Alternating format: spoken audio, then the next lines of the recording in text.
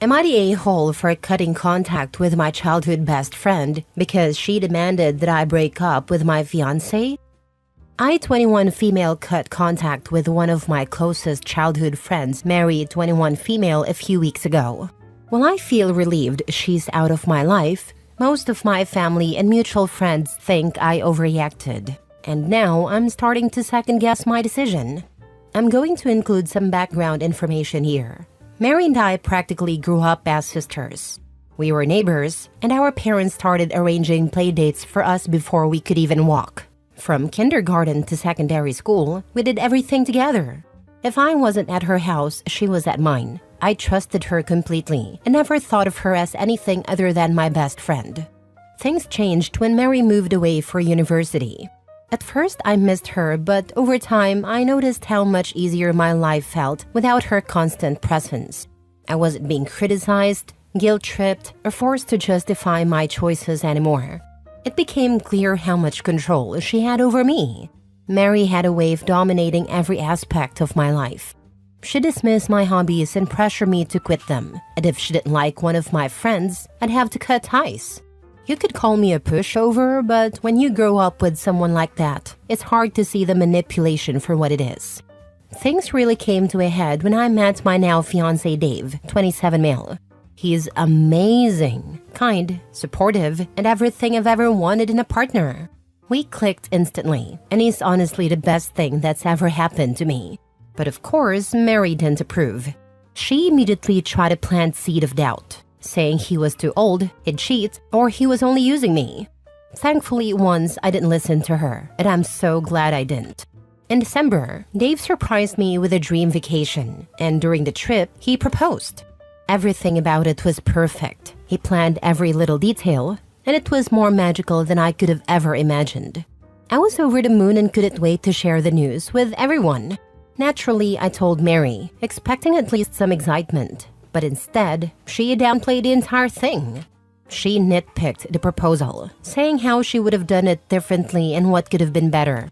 It stung, but I brushed it off and reminded her that it was my proposal, not hers. A few weeks later, we met in person for the first time in months. That's when things completely fell apart.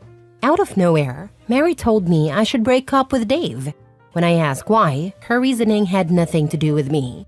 Instead, she compared him to her boyfriend Julian, 22 male, saying things like, "Dave makes more money than Julian, and Dave can give you everything, while I have to work for what I want." It was clear she wasn't concerned about me. She was just jealous. She couldn't handle the fact that, for once, my life seemed better than hers. That was the breaking point for me. I told her to leave my house, and afterward, I sent her a long message explaining how hurt and disappointed I was. I told her that her behavior was unacceptable, and that I didn't want her to contact me again. Since then, it feels like she's told everyone in our social circle. Mutual friends and even some family members have reached out, saying I was too harsh and should have handled things differently. They said, "That's just how Mary is. You've known her your whole life. She's always been in the spotlight and gotten what she wanted." Some even accused me of breaking her heart and said it was wrong to choose my fiancé over a lifelong friend. Even my mom said she expected better of me, and that's what's making me question my decision. Did I overreact? Mary has been a huge part of my life for as long as I can remember. Sure, she has her flaws, but we've also shared countless good times and memories. Am I throwing away years of friendship over this? Should I try to fix things? Or was cutting her off the right choice? For clarification, I don't know exactly what Mary told my friends and family, since most of the messages I received were pretty vague. I also didn't ask my mom what Mary said happened. I was too angry to have a calm conversation after my mom told me I was being dramatic, which led to me yelling at her. All I know is that Mary admitted to asking me to break up with my fiancé, but I don't know if she explained why she wanted me to. Lastly, my parents raised Mary like a second daughter, and she's always been incredibly kind in front of them. I guess that's why they didn't believe me. Maybe they're just in denial because it's easier for them to handle. I don't know. But I get it. Hearing something bad about someone you like for the first time can make you want to deny it. Now for the top comments. Not the a-hole. I cut ties with a friend a couple years ago that I now recognize as a narcissist. I've found out so much since breaking ties with her. Was it hard for you as well to cut her off? Because honestly, while I'm happy that she's gone, I'm also kind of sad. We've spent some amazing years together, and every memory I have of my childhood includes her. Have you discussed this with your fiancé? I mean, tell him everything like you did here and ask him what he thinks. He would give you an outsider's opinion since he hasn't known her as long as everyone else has. Also, I can guarantee she didn't tell everyone the true story. She told them whatever would make her look like the victim instead of you. You have a few options here. You can ask each person individually what she told them, or you can do group message explaining what actually happened. Either way, you need to get your side of the story out there. It might change a few opinions. My fiancé was the first person I talked to about this whole situation, and he was the one who suggested cutting contact with her in the first place. Bye, Felicia. That witch is toxic. You need women in your life who will lift you up, not push you down. Cut her off. No invitation to the wedding. I completely agree, and I'm not planning on inviting her or speaking to her ever again in general. But it's honestly so painful to think about her not being part of my wedding. I've known her forever, and all my childhood memories include her. We've talked about our potential weddings a lot and how great it would be to have each other as our maid of honor. Not the a-hole. It's really easy for everyone else to tell you to keep putting up with Mary's nonsense because they aren't the ones that have to deal with her. They want you to fall back in line so they don't have to deal with the tantrums she's throwing. She wants to steal your peace, like she's done your whole life. You are the only person who can protect it. Basically, everyone is telling OP to keep her happy for us, will you? She throws such a fit when she isn't happy. When she asks you to push around, she demands less of us. It sounds like the parents started using OP to do this when they were kids. And I'm kind of worried about OP and her fiancé. If her whole family and friend group has been like this her whole life, it's a really hard habit to break in romantic relationships.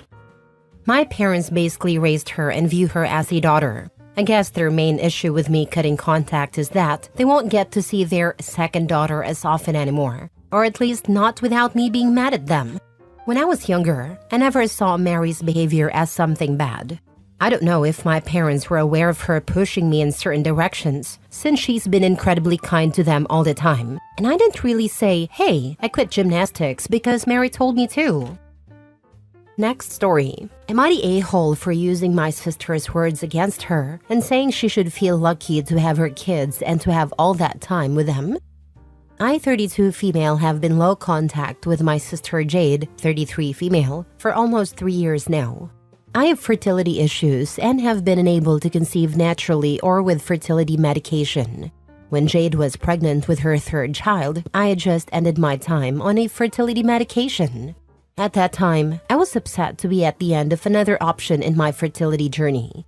Jade sent me a text a couple of days after I finished and bluntly asked if I was pregnant yet. The text came out of nowhere, and the tone felt very harsh.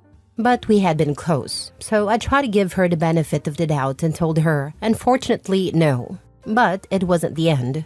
She came over to my house later that day and told me she was pregnant again, her third child, and that I should quit making a big deal out of having kids and just be grateful I get to spend time with her kids. She said she had been ready to announce her pregnancy the day I ended my time on the fertility medication. And then our mom asked me about it in the family group chat, which includes the two of us and our parents. I told her I had no idea, and if she had wanted to announce, I wouldn't have blamed her. She said I might not have, but everyone would have thought she was selfish and insensitive. She told me I should just accept that I'm meant to be a babysitter, not a mother. She said I should feel lucky for what I have, embrace it, and be more useful to her. My husband and I babysat a lot for Jade and her husband. I was also her second birthing partner for her first 2 kids because her husband isn't the best in medical situations. It hurt me to hear Jade talk like that, but I didn't want to think the worst of her, so I asked her if she was okay and if anything was wrong. She made it clear that she really didn't care about me and saw me as a useful tool, babysitter, instead of a person who had her own stuff going on.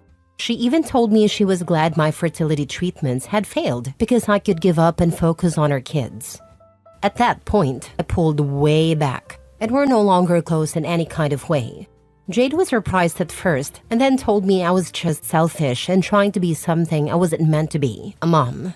My parents were upset with what Jade said and asked her to apologize to me, but she never has. She defended her stance, saying I could be of better use. When our parents told her it was wrong to talk to me like that, she said it was fine and that I was never that great of a babysitter anyway, so they're better off without me. My husband and I are still trying to conceive, but we're also focusing on staying mentally healthy through it all. I prioritized therapy for a while after the breakdown in my relationship with Jade. A few days ago, Jade texted me and asked me to babysit her 4 kids. 2 were in school, so I need to pick them up after school, and the other 2 I was supposed to have all day. She said she had some kind of doctor's appointment, and our parents said no. I replied with a simple no. She texted back saying I needed to do this because she couldn't bring her kids to the hospital with her. I repeated my response of no and left it there. She told me I needed to freaking step up, that she'd already had to reschedule a few times because she had a kid so much and she couldn't bring them with her. Where I might be the a-hole is that I sent a longer reply this time, telling her she should feel lucky to have her kids and be grateful for all the time she gets to spend with them, using her own words against her after 3 years. Jade went nuts after that, but I ignored every text and didn't read most of them. She told me it wasn't a time and that a hospital appointment is a big deal. Am I the a-hole? Not the a-hole. Jade can pound sand. I am petty and an a-hole, and here is what OP should do. Refuse to babysit for the next 12 months and let Jade enjoy the full benefits of parenthood. Also, I love how OP simply replied, no. Such a complete answer. Not the a-hole OP. Not the a-hole. She hasn't been empathetic or considerate during your fertility struggles.